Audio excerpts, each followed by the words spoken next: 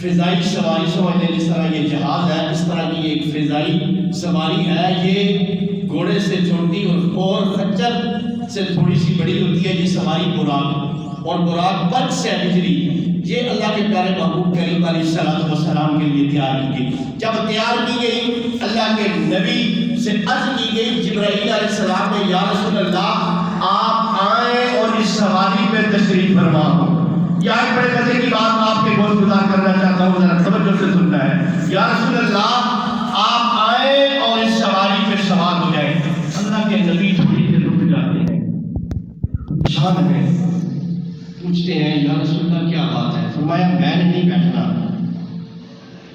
جبرائیل نے عرض کی یا رسول اللہ اللہ کا حکم ہے، اللہ آپ سے ملاقات کرنا چاہتے ہیں، آپ بیٹھے سواری پہ۔ فرمایا نہیں، رب کائنات کی بارگاہ میں میرا ایک سوال ہے، میری ایک آرزو ہے، میری ایک جستجو ہے۔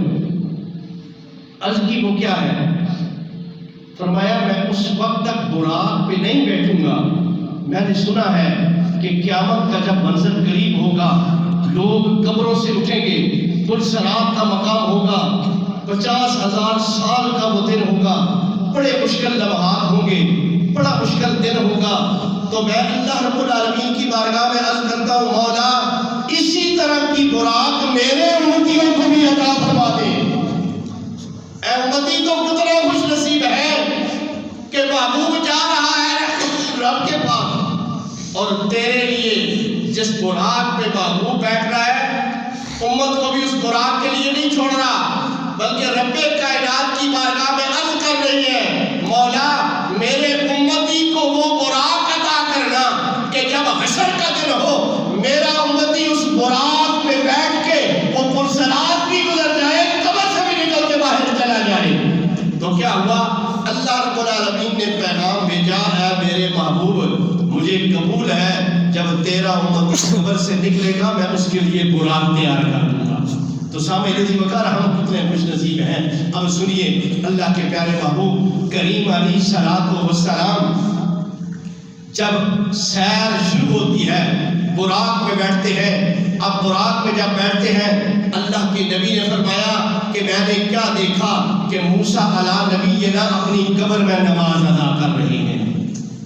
تو اس سے پتہ یہ چلا کہ انبیاء، صدیق، شہید، صلحاء پر قبر کی مٹی حرام ہوتی ہے، اور قبر کی مٹی اللہ کے نیک بندوں کو، محمد کے غلاموں کا کفن میلا نہیں ہوتا، زمین میلی نہیں ہوتی، زمین میلا نہیں ہوتا، محمد کے غلاموں کا کفن میلا نہیں ہوتا۔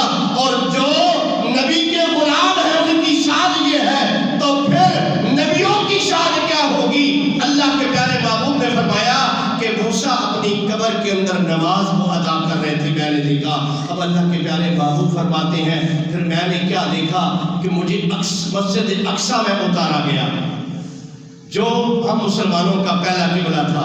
مسجد اقصی میں پہنچے تو وہاں میں ایک صفیں بنی ہوئی تھی، ایک انبیاء کی صفیں بنی ہوئی تھی، صف میں ایک جگہ میں بھی پیچھے کھڑا ہو گیا۔ جب کھڑا ہوا نا تو جبرائیل علیہ السلام آ کے عرض کرتے ہیں یا رسول اللہ آپ کو پیچھے کھڑے ہونے کا حکم نہیں ہے، بلکہ حکم یہ ہے کہ آپ آگے آئیں اور تمام انبیاء کی امامت آپ نے کروانی ہے۔ اللہ کے نبی نے فرمایا میرے تو خواب و خیال میں بھی یہ بات نہیں تھی، میرے خیال میں یہ تھا موسیٰ کروائیں گے، میرے خیال میں یہ تھا ابراہیم خلیل اللہ کروائیں گے، میرے خیال میں یہ تھا آدم و صفی اللہ امامت کروائیں گے۔ اس وقت جبرائیل نے عرض کی یا رسول اللہ رب العالمین کی طرف سے یہ حکم ہے، رب یہ چاہتے ہیں کہ آج انبیاء کی جماعت سید الانبیاء محمد عربی کروائیں۔ اللہ کے پیارے محبوب کریم علیہ الصلوۃ والسلام نے تمام انبیاء کی حضرت آدم سے لے کے عیسیٰ روح اللہ تک تمام انبیاء کی آپ نے امامت کروائی، اس لیے آپ کو سید الانبیاء کہا گیا، تمام نبیوں کا امام الانبیاء کہا گیا، تمام نبیوں کا سردار، تمام نبیوں کا امام آپ کا لقب ہے۔ اللہ نے آپ کو یہ لقب عطا فرمایا۔ جب آپ نے امامت کروائی نا، امامت کروا چکے تو ہر ایک نبی نے اپنا خطبہ پیش کیا۔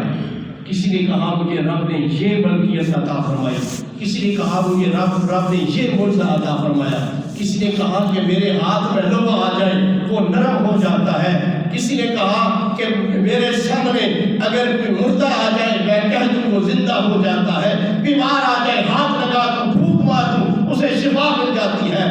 اور جب نمبر آیا آخر میں آمنہ کے لال، والضحیٰ کے چہرے والے، ترغیب کی پیاری زلفوں والے کا، غریبوں کے ملجا یتیموں کے بابا کا جب نمبر آیا، آپ کھڑے ہو گئے اور آپ نے یہ خطبہ ارشاد فرمایا۔ بس آخری 1 منٹ کی یہ بات ہے، خطبہ کیا ارشاد فرمایا کہ الحمدللہ رب العالمین، اس رب کا شکر ہے کہ جو تمام جہانوں کا رب ہے، اور اس مالک کا شکر ہے کہ جس مالک نے مجھے وَمَا أَرْسَلْنَاكَ إِلَّا رَحْمَةً لِلْعَالَمِينَ بنا کے بھیجا ہے۔